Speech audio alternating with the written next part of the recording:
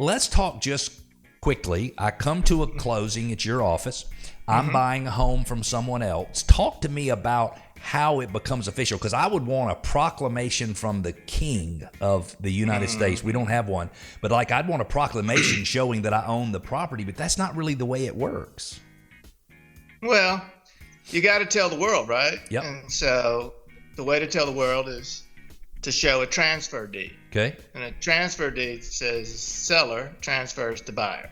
So you are telling the world. And how to, I always say, what's the library? Where do I go? Yeah. Well, you go to the clerk of superior court. Yeah. In every county in Georgia. Other states, it's the same. There's different types of deeds, but remember, the trick is transfer deed. Yeah. Right? So there's 3 types of transfer deeds that are used generally. What are those? And so the general warranty deed, the limited warranty deed, and the quitclaim deed. Cool. Those are the things you'll see 99.9% in real estate. Well, for those, because there's a lot of people who have divorces or something like that, and they're using quitclaim deeds. So tell us, what is a quit? And it's not quick, as a lot of people say it. It's quit, Q-U-I-T, claim deed. So let's do quitclaim, and then let's do the general and the limited. Tell people what the differences are.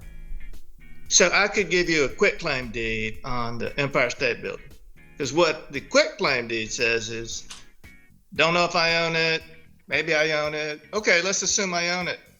I'm giving it to you, transferring it to you, the key, but I'm not giving you any warranties. Got it. No protections. I don't care. I might be wrong. So for 15 years, it was by warranty deed, general warranty deed. Yep. And so the general warranty deed is the highest and the best, and it gives a bunch of warranties that tell you basically the biggest are, I own this, I promise. I can transfer it to you, I promise. I transfer free of encumbrances, and I will guard against you. I transfer it free of anything, and I will protect you. I would assume a limited warranty deed limits the liability or the responsibility of the transferor, the seller. So talk to us about that. It does limit it in the scope of time, but nothing else. Okay. And so it's the same as the general warranty deed, the same warranties, except it says, look, I don't know what happened before I owned it, but I do know what happened when I owned it.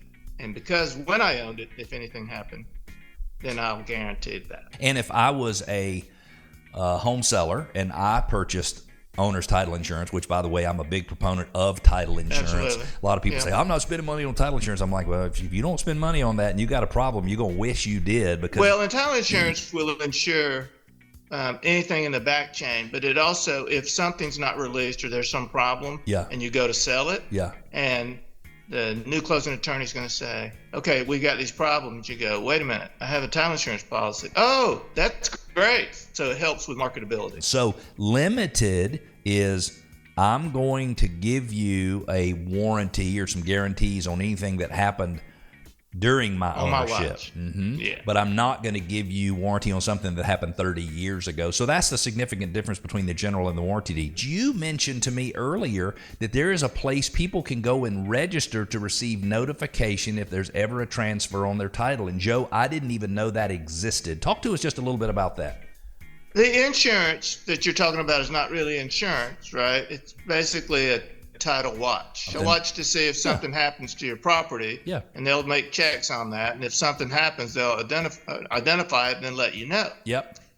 And so that's not really insurance. And so if somebody wants to do that, it's called FANS, F-A-N-S, Filing Activity Notification System. And so you go to FANS, FANS.GSCCCA.org. But you can register and it'll send you an email notice if there's a transfer, and you can also register for it to send you a text message if there's a transfer. Yeah, that's new. I didn't know that. Well, that's and good. I have never done any, I didn't even know that existed, Joe, so I'm so glad you're on and educating people, but I'm going to sign up for it myself.